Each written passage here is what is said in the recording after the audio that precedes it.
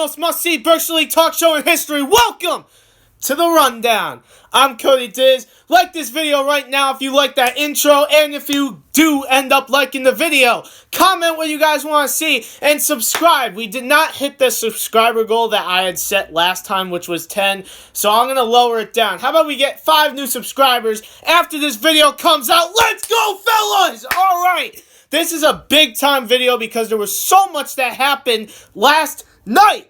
This has been a big week so far, and it's only getting better. And Friday, I'm hoping it's as big as it was last night. So let's get right to these storylines. 4 games, 3 epic moments. Let's go. Let's start off the night with Gilbert and Nonnewaug. The Jackets going to face the Chiefs. John Khazzaka had a dominant game once again as he put up another high 20-plus point game. He had 26, I believe. Ben Conti also had a 20-point game as well. As this game was all Nonnewaug after the first half because Gilbert was actually competing pretty well. They really started to get a groove, and the rest of the starting lineup has found their stride for sure. The second half was a huge run by the Chiefs. History could be named. Khazzaka looking to get a pass, gets up the floater, and it's good! It's good! It's good! John Khazzaka has made history, folks. Number 1,000 and 1,001. I don't believe it. You can put a star on that one, ladies and gentlemen, as he's done it. He's done it, and his teammates are mobbing him. John Khazzaka with...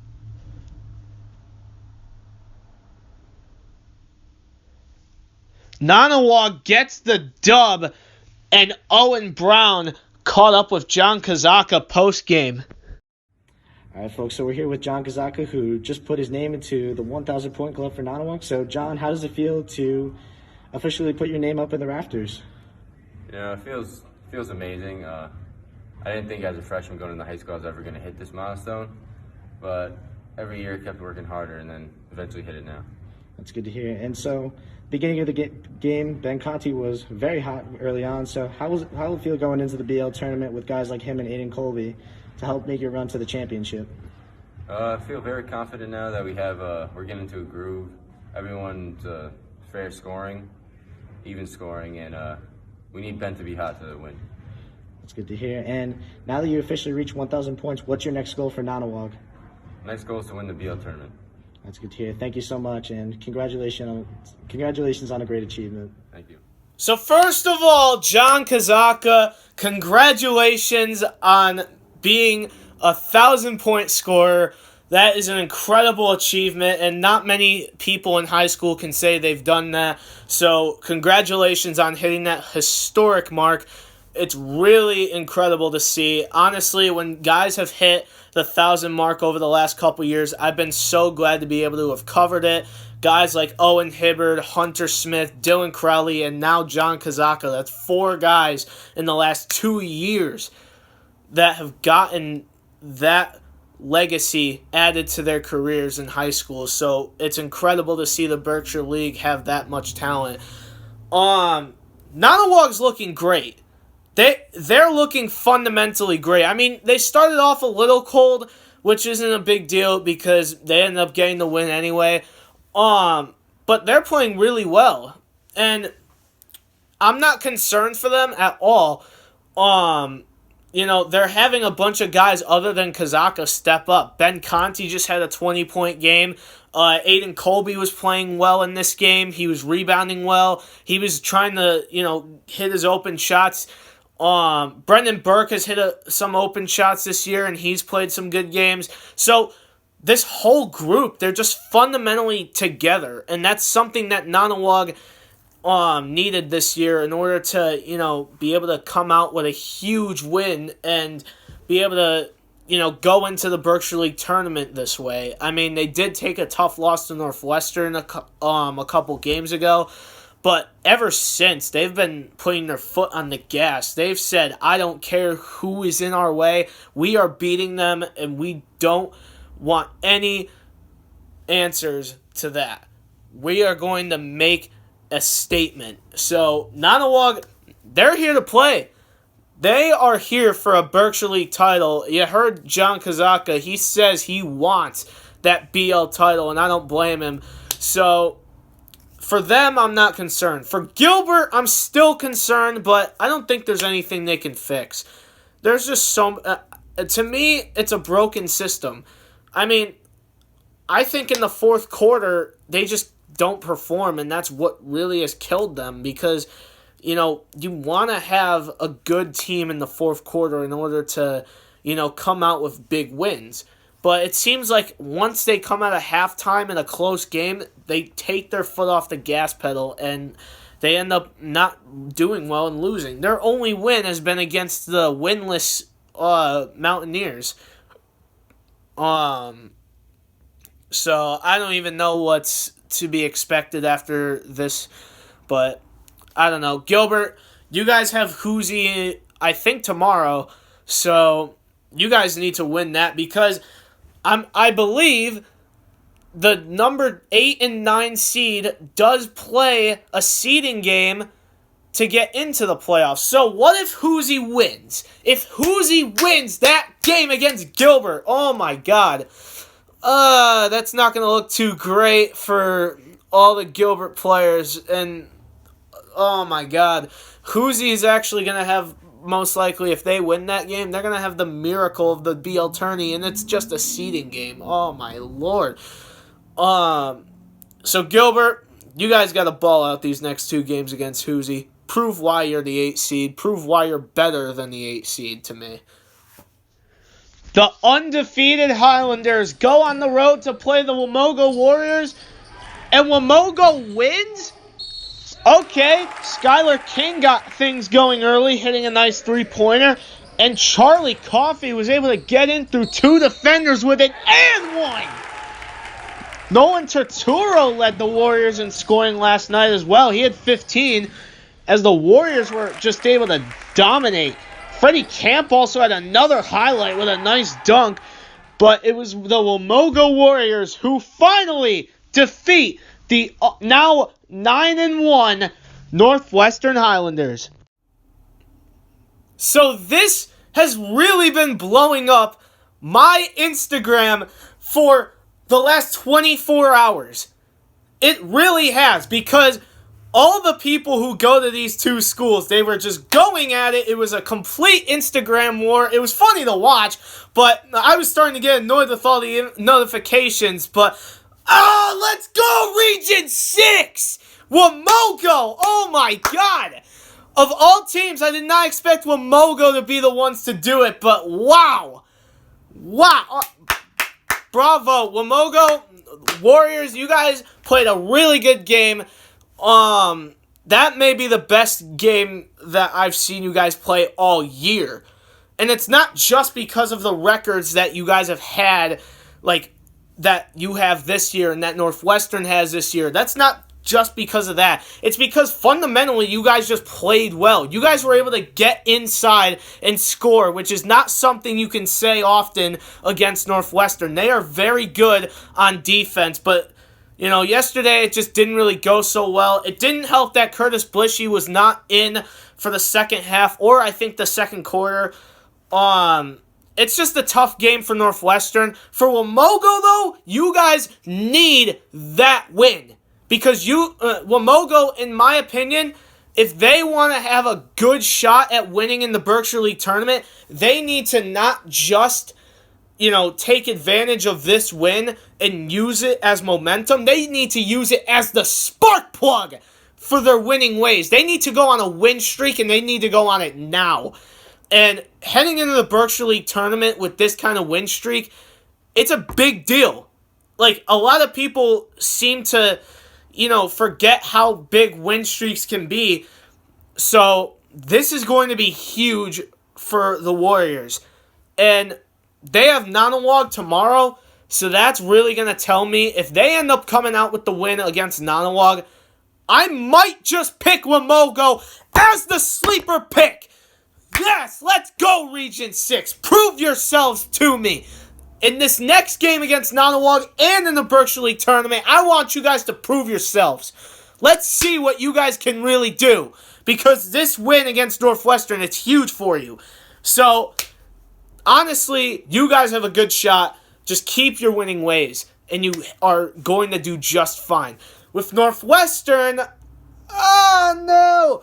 I mean, you hate to see it if you're a Northwestern alumni, which I was, but you love to see it because, for the players, it's an eye-opener.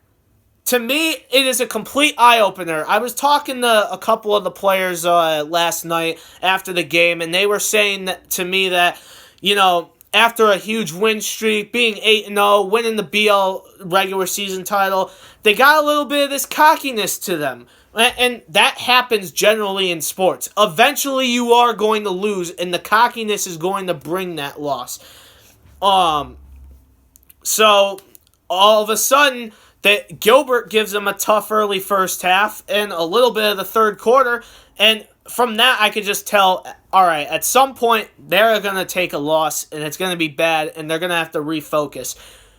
Wamogo, I was not expecting them to lose against, though, but that was just a great game by the Warriors. For Northwestern, I did warn them if they got on a winning streak not to get cocky.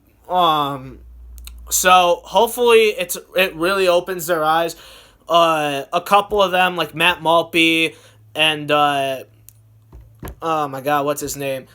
Jack Lavoie. They were saying that it is a tough loss, but it really is gonna help them think. Yeah, like there is a possibility that we can lose. We're not gonna get in over our heads, and we're not gonna be overconfident. We're just going to be confident enough. And basically they said that now they're going to be ready for any team, and they've seen what other teams can do against them. So we'll just have to see what happens. I mean, I'm confident in Northwestern 100%, but that is a really bad loss at a bad time of the year to me. Let's go to Terryville and Litchfield.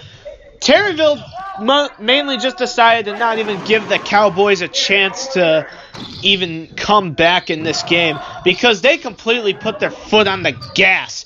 They were hitting open shots everywhere, and Sean O'Donnell had a beautiful finish, a nice up and under. The Kangaroos take down the Cowboys.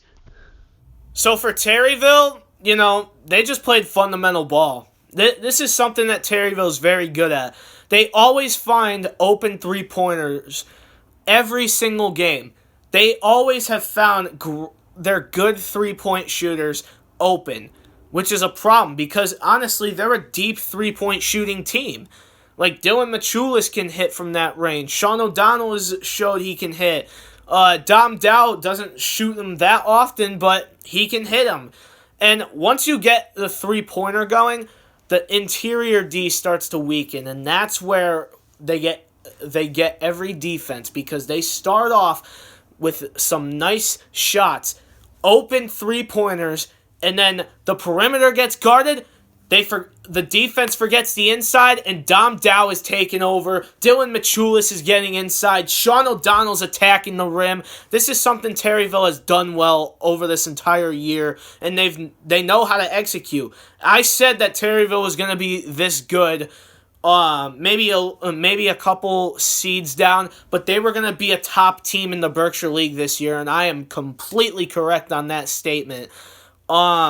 For Litchfield, I said they were going to be lower.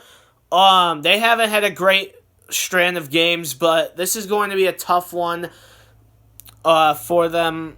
I think Litchfield has a decent chance to, stay above 500. But if they lose, they are still 500, so it's not even that big of a thing.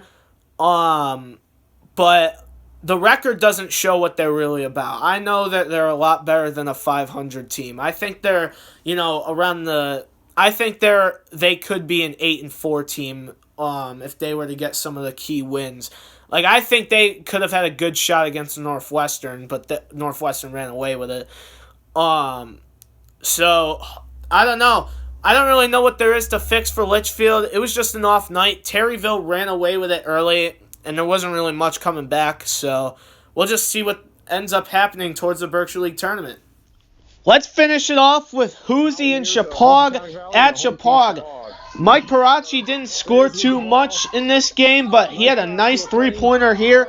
And then Ethan Fenn. This will be the only Hoosie highlight of the year with a beautiful finish for the Mountaineers. But Shepaug completely dominated and highlighted an early dagger with a massive dunk by Mike Parachi. The Shepaug Spartans are going to 8-3. So Shepaug, even though they have 5 players, they are opening their eyes up to me. They are making me open my eyes towards them for this tournament. I mean, when you think about Shepaug, I've usually been thinking recently about Owen Hibbard, Mike Parachi, how dominant that duo has been. But now considering they've won 2 games with 5 players who have to play the full 32 minutes, and they blew out Nonnewaug, and then they just put up 90-plus points on Hoosie. Not many people have put up 90-plus in the Berkshire League this year, so that's incredible in itself. But those 2 things really, really talk to me. Like, I'm really expecting Shepaug to go far in this tournament. I think they're going to be the winners. I'm going to put it right now. Shepaug is winning the Berkshire League Championship. I am saying that now. I'm not jinxing, knock on wood. I'm saying the Shepaug Spartans are going to the Berkshire League Championship under Coach Matt LaFave and winning the Berkshire League Championship. Let's go, Washington! Oh my God. This is a good group. They've really opened their eyes to me. Cole Davenport played well last night. Luke Schneider had a really good scoring game, which you don't see often from these guys. And who was that last guy? Oh, Matt Sheedy. He's on the bench usually. Matt Sheedy, the 6th man usually, with a 25-point game. Unbelievable. This team is deep. They're starting to prove to me that they have more than just Owen and Mike and Cole Davenport for that matter. Luke Schneider can score. Matt Sheedy can score. Logan Pacific, when he comes back from quarantining and close contact, all that, they are going to be a force in the Berkshire League tournament.